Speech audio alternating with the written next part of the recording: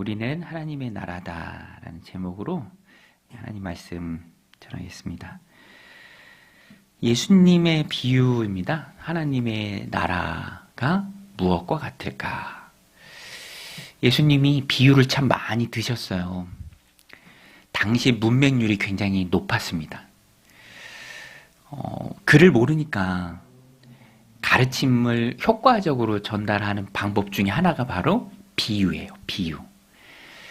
설명을 하고 설득을 할 때 개념을 전달하지만 그 개념을 좀 쉽게 이해하도록 아주 익숙한 것을 비유로 전달을 했죠. 예수님은요, 글을 모르는 사람에게도 쏙쏙 머리에 들어오도록 예수님이 잘 전달해 주셨습니다.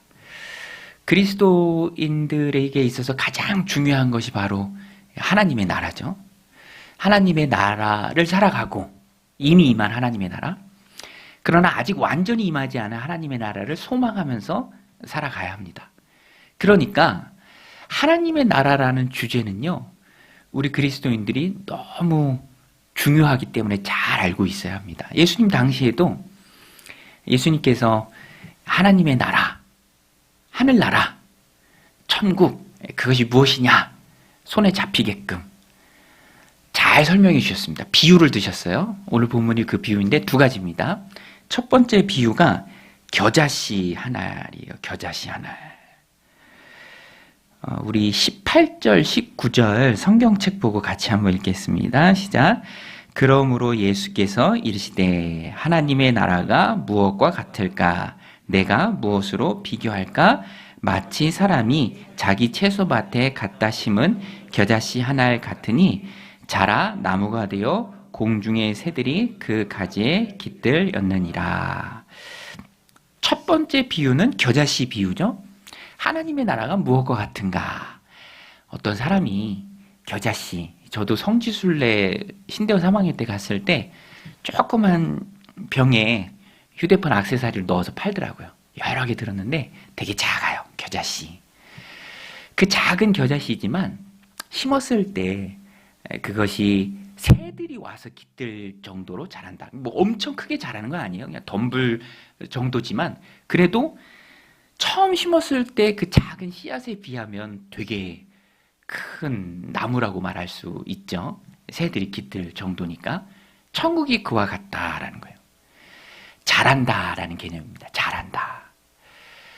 우리 안에서 자라고 우리도 하나님 나라의 사람에 맞게 자라가야죠. 작은 씨앗이지만 심었을 때 커서 커다란 나무가 되어서 새들이 깃들 정도로 풍성한 가지와 잎이 있는 나무가 될 정도로 씨 그대로 있는 것이 아니라 자란다. 천국은 그와 같다라는 거예요. 이 아이가 그런 거 있잖아요. 이 아이가 커서 나중에 이렇게 됩니다. 아주 훌륭하게 자란 어떤 사람, 뭐 예를 들어서 손흥민 같은 선수, 이제 어렸을 때 이 아이가 커서 손흥민이 됩니다. 그죠? 그러면 아이는 작지만 이렇게 잘 또 아름답게 성장하는 거잖아요. 축구선수 이강인도 저는 안 봤는데 어렸을 때 슛돌이라는 그런 프로그램이 있었어요. 거기 나왔었어요. 7살, 뭐 6살, 뭐 진짜 되게 잘하더라고요. 이 아이는 지금은 이렇게 작지만 이 아이는 커서 이강이 됩니다. 나라를 빛내는 그런 아주 훌륭한 축구선수가 됩니다. 이런 개념으로 예수님이 설명해 주신 거예요. 하나님의 나라는 처음에는 아주 작아 보인다. 겨자씨 같다. 그러나 그것을 심을 때 그것이 놀랄 만큼 크게 자라서 나중에는 새들이 깃든다. 새들을 품어준다. 이제 그런 거죠. 오늘 우리의 신앙도 처음에는 작아요. 가볍습니다. 내가 어떻게 믿음 생활했지? 내가 어떻게 신앙 안에 들어왔지? 그 동기가 무엇일까? 이렇게 생각해 보면 아주 작고 사소한 어떤 일 때문에 믿게 되었어요. 그죠? 뭐 밥 한 번 잘못 얻어먹어서, 그죠?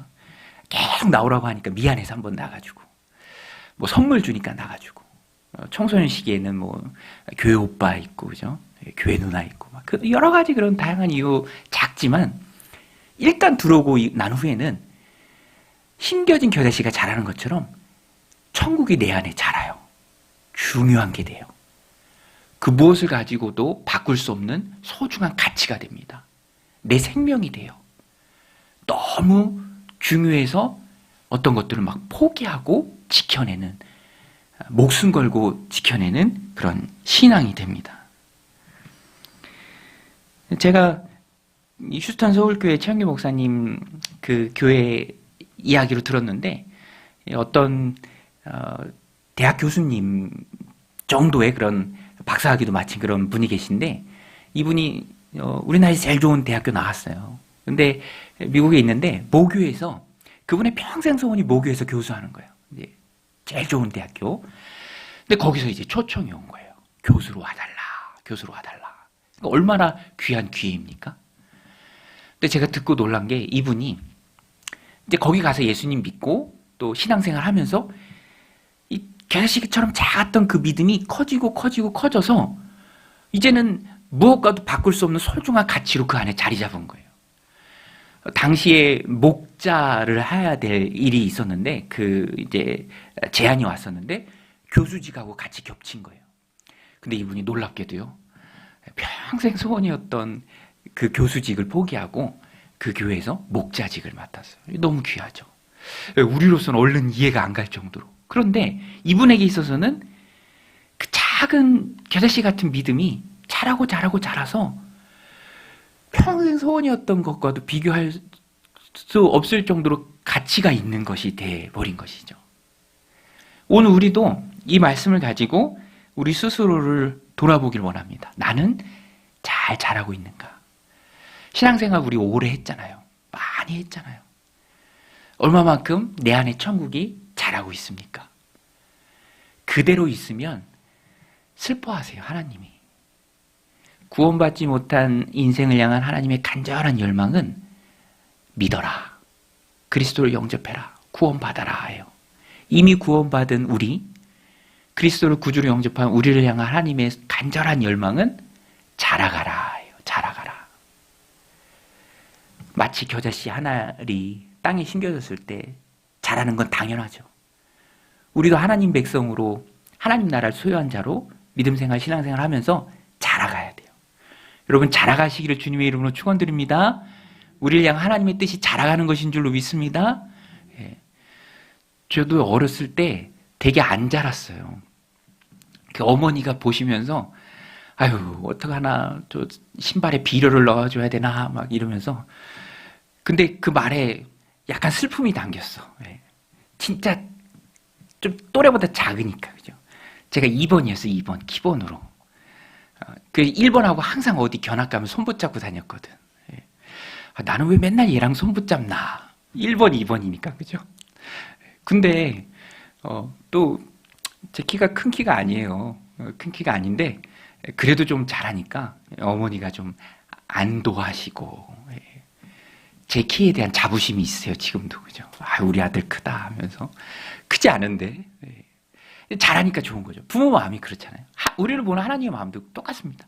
저도 그래요. 저희 막내가 되게 안 자라. 걔는 6살 때 모습이 그대로인 것 같아요. 그죠? 잘 안 먹어.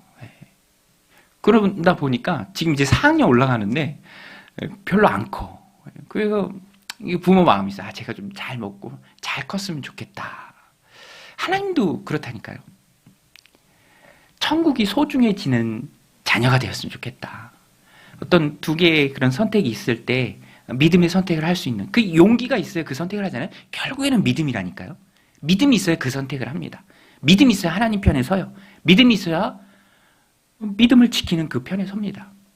그 자라야 믿음이 생기는, 커지는 거거든요. 신앙이 커지는 거예요. 깃드는 거죠. 새들이 와서 깃들 정도로 커야 깃들잖아요. 풍성해지고 커지고. 우리도 자라야 합니다. 또 한 가지 비유가 뭐죠? 누룩입니다. 누룩. 우리 20절, 21절 같이 한번 읽겠습니다. 시작. 또 이르시되 내가 하나님의 나라를 무엇으로 비교할까? 마치 여자가 가루 서말 속에 갖다 넣어 전부 불풀게 한 누룩과 같으니라 하셨더라. 누룩이, 그러니까 누룩은 좋은 것도 아니고 나쁜 것도 아니에요. 그렇죠? 누룩 그 자체는. 근데 예수님 비유에 따라서 안 좋게 비유하기도 하시고, 바리새인들의 그런 외식하는 것을 빗댈 때는 이 누룩으로 비유하셨어요. 근데 여기서는 긍정적으로 누룩을 비유하셨습니다. 여러분, 누룩이 뭐죠? 누룩이 이스트, 그죠? 빵 부풀게 하는 거. 네, 맞아요. 그거. 네. 저희 어머니도 어렸을 때 뭐 하면은 그거 반죽에 넣더라고요. 그죠? 그럼 막 빵이 부풀어, 떡이 부풀어요. 작지만 반죽 전체를 부풀게 해요.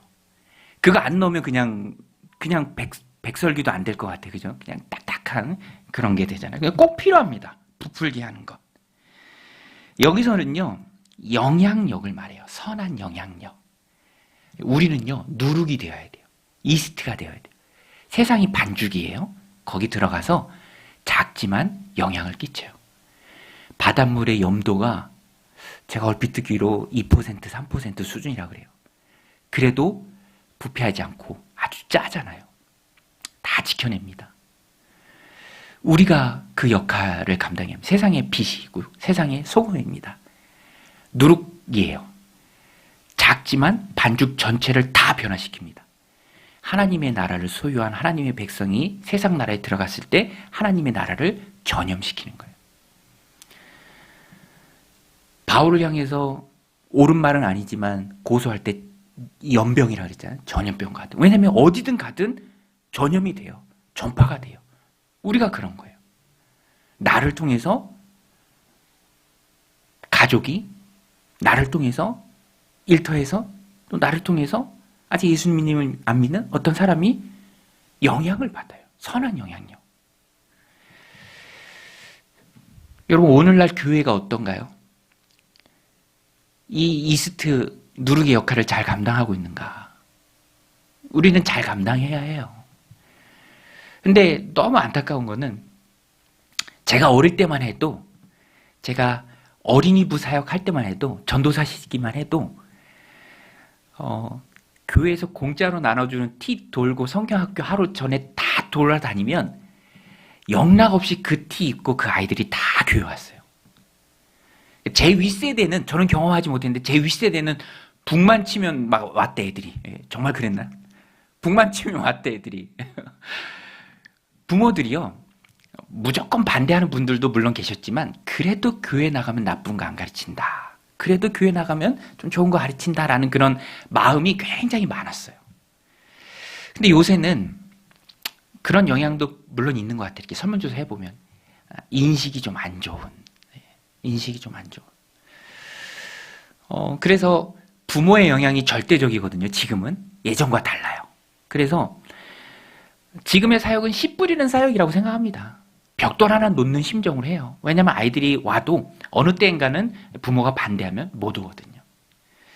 그 저변에는 일부 우리 교회 공동체가, 기독교가 이스트의 역할을, 선한 영향을 끼치는 일에 조금 실패하지 않았나, 그런 생각도 해봅니다.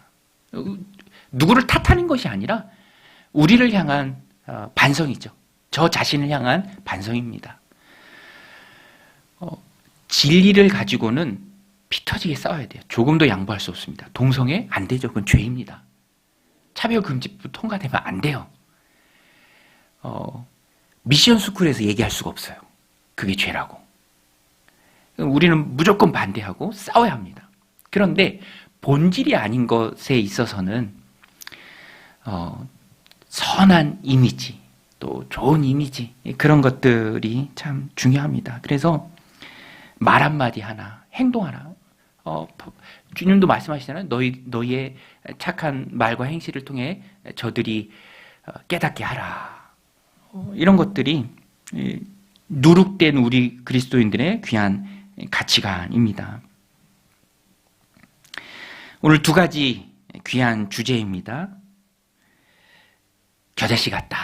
공중의 새들이 깃들일 수 있어야 한다. 우리 19절 같이 한 번만 더 읽겠습니다. 19절. 마치 사람이 자기 채소밭에 갖다 심은 겨자씨 하나를 같으니 자라 나무가 되어 공중의 새들이 그 가지에 깃들 얻느니라. 저는 이 말씀 보면서 내가 나무가 되어서 많은 사람들이 깃들면 좋겠다. 그렇죠? 튼튼해서 풍성해서 넉넉해서 후덕해서 깃들 수 있는 사람. 작은 거 갖고 막 싸우는 사람이 아니라. 제가 아는 어떤 이제 부목사님도 MZ세대 같아. 세상이 다 합리적이지 않거든요. 어떨 때는 좀 참고 인내하고 견뎌야 될 필요가 있거든요. 근데 자꾸 부딪혀. 조금만 더 참으면 좋을 텐데.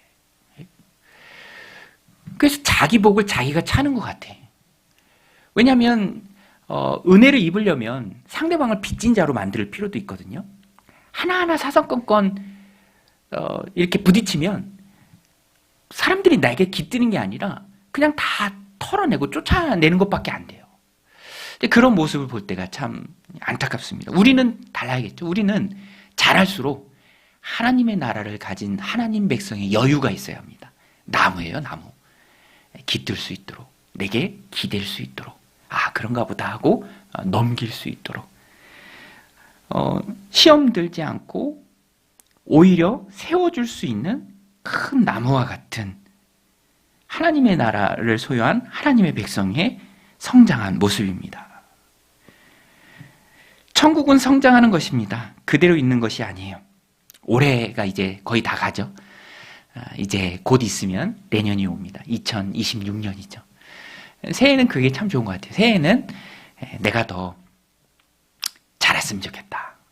저와 여러분들이 더 자라서 많은 사람들이 깃들 수 있는, 또 기댈 수 있는, 사랑하는 우리 가족들이 기댈 수 있는, 그렇게 하나님의 나라를 소유한 자들로서 더 잘하시기를 주님의 이름으로 축원드립니다.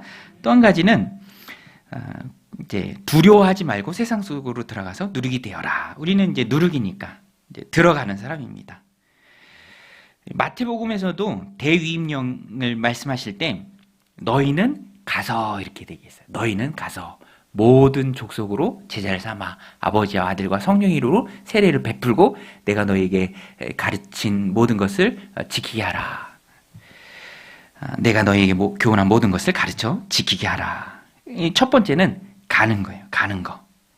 그래서 가라라는 그 말씀을 좀 우리가 이렇게 찾으면, 적용하면, 누룩의 영향력을 바꾸어 말하면 찾으라. 그죠? 찾으라. 내가 영향력, 선한 영향력을 끼칠 사람을 찾으라. 오늘 우리는 영향력을 끼치는 사람들입니다. 내가 어디서 영향력을 끼칠까? 누구에게 선한 영향력을 끼칠까? 나는 누룩인데 내가 변화시켜야 될 반죽은 어디에 있나? 내가 누룩으로 들어가서 저 반죽을 부풀게 해야지. 선한 영향력을 받게 해야지. 가족들, 자녀, 손들. 저희 아이들도 저희 집에서 이제 돌아가면서 목장 모임 하니까 익숙해요. 손님들 오는 거 익숙하고. 그러면서 또 배우는 게 있다라고 생각해요. 그리고 또 제가 새벽마다 새벽 예배 나오잖아요. 그러면 아이들이 시험 기간엔 좀 깨 있어. 그럼 제가 일부러 좀 이렇게 부산을 떨면서 이렇게 나와. 아버지 기도하러 가는 소리 들어라. 왜냐면 저도 새벽이라는 아버지 그 헛기침 소리를 아직도 기억하고 있고 그게 마음에 많이 새겨졌어요. 저렇게 성실하게 일하시는구나. 그러면 지금은 문 열면 인상 쓰고 그러는데 또 나중에는 또 그게 어느 순간 기억에 남겠죠. 선한 영향력으로 전달이 됐고요. 말한다고 다 되진 않잖아요. 삶으로 보여주는 거죠. 변화시키시는 분은 하나님이시고. 그래서 우리는 누룩이다라는 마음으로, 하나님께 맡기는 마음으로, 그렇지만 나는 선악력을 끼친다. 믿음의 말들을 해야 되고요. 교회에 대해서 이야기해야 되고요. 또 주님 믿는 신앙의 기쁨을 간증해야 합니다. 그 목사님 전도가 참 쉬워요라고 부산 세계로교회 목사님이 전에 쓴 책이 있는데 거기서 보면은 팁을 하나 주더라고요. 이제 불신자들한테 이렇게 우리 목사님이 당신 참 만나고 싶어 한다. 그래서 혹시 주변에 영향 끼쳐야 될 분들이 있으면 얘기해 주세요. 우리 목사님이 당신 참 보고 싶어 한다. 정말로 그래요, 저는. 그죠? 그러니까 얘기해 주면은 기대감을 그 사람이 갖게 돼 있어. 그죠? 아, 누군가 나를 보고 싶어 한다고? 만나고 싶어 한다고? 그럼 내가 한번 가서 만나볼까? 뭐 이런 마음 하나님이 주실 수도 있어요. 예. 할렐루야? 예. 할렐루야. 제가 보고 싶어 한다고 좀 전해주세요. 예. 그러면 또 하나님이 놀랍게 역사해 주실 거예요. 예. 왜냐하면 우리는 영향력을 언제든지 끼쳐야 할 누룩이니까. 반죽을 부풀게 하는 누룩이잖아요. 하나님의 나라로 이끌어 가야 합니다. 끌려가면 안 되고 끌어와야 돼요. 이 사명을 우리가 감당해야 합니다. 왕 같은 제사장이죠. 우리를 어두운 데서 불러내어 기이한 빛에 들어가게 하신 하나님의 아름다운 덕을 세상에 선포하는 일에 하나님이 우리를 불러주셨어요. 그게 누룩입니다. 하나님의 나라 백성의 삶이에요. 달라요.